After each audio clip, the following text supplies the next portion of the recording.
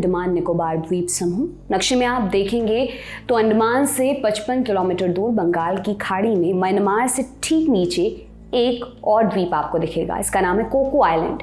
ये द्वीप म्यांमार का है, लेकिन इस पर इन दोनों एक मिलिट्री बेस बन रहा है भारत के एक पड़ोसी देश का। इतना कहने भर से आप समझ गए होंगे हम चीन की बात कर रहे हैं। चीन भारत के चारों तरफ शिकंजा कस रहा है। भारत के आसपास के देशों में अपना मिलिट्री बेस बनाना उसकी स्ट्रैटेजी है। चीन द्वारा कोको आइलैंड पर मिलिट्री बेस इसी स्ट्रैटेजी का हिस्सा है। बंगाल की खाड़ी भारत के लिए सामरिक रूप से बहुत ज़्यादा महत्व रखती है। मतलब समझिए कि इस बेस से चीन के हाथ भारत की गर्दन तक पहुंच सकते हैं। इसलिए ज़रूरी है कि भारत चीन के इस कदम का माकूल जवाब सोचे। यही सोच हमें वापस लेकर चलती है अंडमान निकोबार, जहां भारतीय फौज अब कुछ बड़ा करने जा रही है। क्या हो रहा है अंडमान निकोबार में, सब कुछ जानेंगे आज के इस एपिसोड में। नमस्कार, मेरा नाम दिव्यांशी सुमराव है। आप देख रहे हैं हमारी खास सीरीज आसान भाषा में।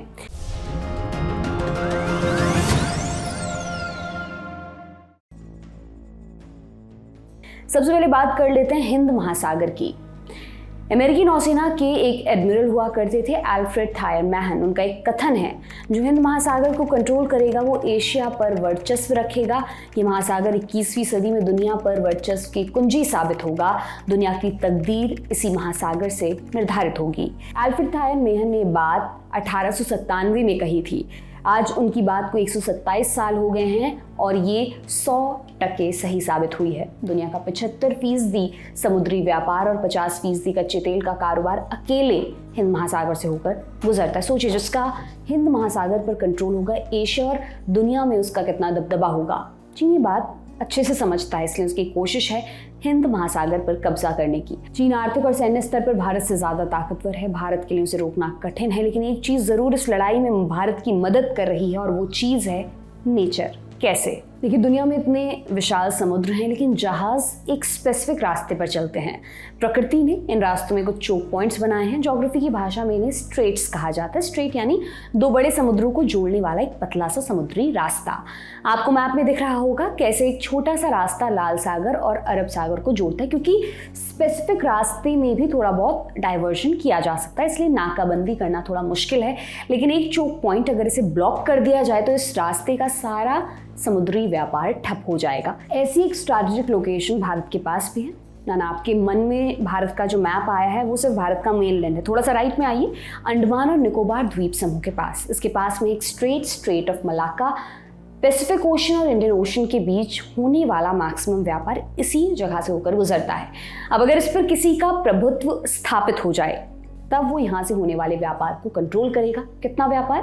सालाना इस रास्ते से $3.5 ट्रिलियन या 300 लाख करोड़ से ज़्यादा का व्यापार होता है। चीन का 2/3 और जापान का 40% व्यापार इसी रास्ते से होता है। रामचरितमानस की वो चौपाई है ना, जाकी रही भावना जैसी।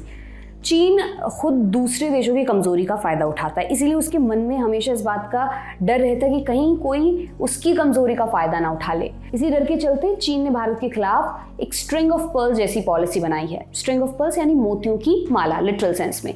और ये मोती कुछ और नहीं, चीन के मिलिट्री बेसिस ही हैं जिन्हें हिंद महासागर के चारों तरफ डेवलप किया जा रहा है। चीन क्या कर रहा है, इसका पूरा विश्लेषण हम आसान भाषा के एक अन्य एपिसोड में कर चुके हैं, जिसका लिंक आपको डिस्क्रिप्शन बॉक्स में मिल जाएगा। अभी ये जानने की कोशिश करते हैं कि चीन का जवाब देने के लिए भारत अंडमान निकोबार में क्या करने जा रहा है। अंडमान और निकोबार में भारत की ट्राई सर्विस थिएटर कमांड है, यानी वहाँ तीनों सर्विसेज, आर्मी, नेवी और एयरफोर्स का यूनिफाइड कमांड ऑफिस है। और यहाँ इन तीनों सर्विस को लीड करने की ताकत एक ही अधिकारी को दी गई है, जिससे किसी भी तरह का कोई कम्युनिकेशन गैप ना हो, डिसीजन मेकिंग भी जल्दी हो पाए। ऐसा इसलिए क्योंकि अगर पूर्व दिशा से भारत पर समुद्री हमला होता है तो अंडमान और निकोबार भारत की फर्स्ट लाइन ऑफ डिफेंस की तरह काम करेंगे। इन द्वीपों पर एयरफोर्स और नेवी के 7 बेसिस हैं। साल 2019 में 5,500 करोड़ रुपए और बेसिस को डेवलप करने के लिए आवंटित किए गए हैं। नौसेना के 2 बेसिस में रनवेज की लेंथ को बढ़ाया जा रहा है। जी हाँ, नेवी भी एयरक्राफ्ट्स का इस्तेमाल करती है, इसलिए उनके बेसिस में भी रनवेज होते हैं।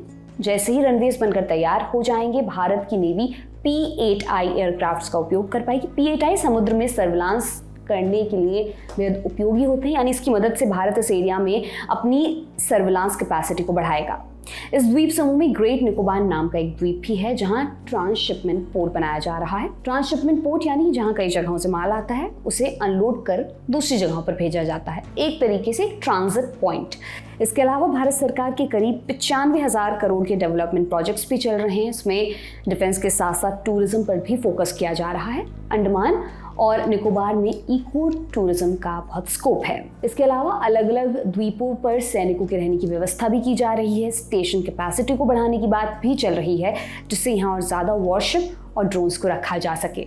इसके अलावा साथ ही अंडमान से लगभग 165 किलोमीटर की दूरी पर इंडोनेशिया का एक पोर्ट है, साबांग पोर्ट। भारत ने इंडोनेशिया के साथ समझौता किया है, जिसके तहत इंडियन नेवी को ऑपरेट करने की इजाज़त मिली है। ये सब कोशिशें हैं अंडमान निकोबार को सैन्य और सुरक्षा के लिहाज से सक्षम बनाने की, लेकिन क्या ये कोशिशें काफ़ी हैं? Retired vice admiral Biswajit Dasgupta के अनुसार अभी बहुत कुछ किया जाना बाकी है। इंडियन एक्सप्रेस के एक आर्टिकल में दासगुप्ता लिखते हैं, अंडमान और निकोबार के द्वीप उत्तर से दक्षिण में लाइन से एक लड़ी की तरह हैं। ये लंबाई 777 किलोमीटर से ज़्यादा की है। इस वजह से इसकी पेट्रोलिंग ज़्यादा ज़रूरी है। पेट्रोलिंग बढ़ाने के लिए कई और एयरफील्ड्स चाहिए। इन द्वीप समूहों पर और ज़्यादा पोर्ट्स बनाने की ज़रूरत नहीं, साथ ही फ्यूल के स्टोरेज पर भी फोकस करना ज़रूरी है। ग्रेट निकोबार आइलैंड को मिलिट्री रिपेयर के लिए भी बनाना चाहिए, जिससे भारत और दूसरे देशों की वॉरशिप्स को यहाँ रिपेयर किया जा सके। इससे पैसा भी मिलेगा और युद्ध के समय फायदा भी होगा। बकौल retired vice admiral Biswajit Dasgupta, Bharat Andaman में जो कोशिशें कर रहा है उनसे निस्संदेह हम चीन का बेहतर मुकाबला कर सकेंगे, लेकिन इस मामले में हमें चीन की स्पीड को भी मैच करना होगा। कदम जल्दी उठाने होंगे ताकि ऐसा ना हो कि नाम हिंद सागर रहे लेकिन वर्चस्व इस पर चीन का हो जाए। आप इस पर क्या सोचते हैं, हमें कमेंट सेक्शन में ज़रूर बताएं। जाते जाते एक ज़रूरी सूचना, ललन टॉप की चुनाव यात्रा शुरू हो चुकी है। अगर आप चाहते हैं हम आपके गांव या शहर में आएँ तो आप बताइए क्या है आपकी लोकसभा सीट का नाम और कौन से फैक्टर्स इस सीट को बनाते हैं। खास बताना कहाँ है, उसके लिए chunav@lalontop.com पर मेल कीजिए। सब्जेक्ट में मेरी सीट कवर करो लिखना ना भूलें। साथ ही डिस्क्रिप्शन में दिए गए फॉर्म को भी ज़रूर भरें। ये एपिसोड आपके लिए लेकर आए थे हमारे साथी आकाश सिंह। देखते रहिए दी ललन टॉप। बहुत बहुत शुक्रिया।